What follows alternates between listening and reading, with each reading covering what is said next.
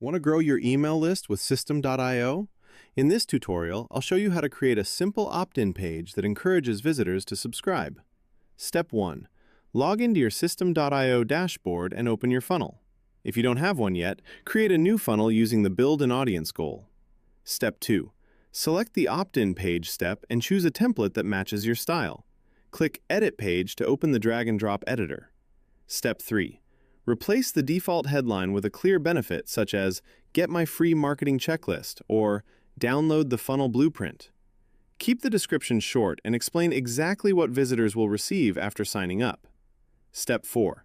Make sure the page includes an email field and a prominent button. Update the button text to something action-oriented like "Get instant access" or "Download now." Step 5. Save your changes, preview the page, and submit a test email to verify everything works correctly. Congratulations! Your opt-in page is ready to start collecting leads. That's it! You now have a working lead generation funnel in System.io. If you enjoyed this tutorial, subscribe for more quick funnel building guides and check the links in the description for additional resources.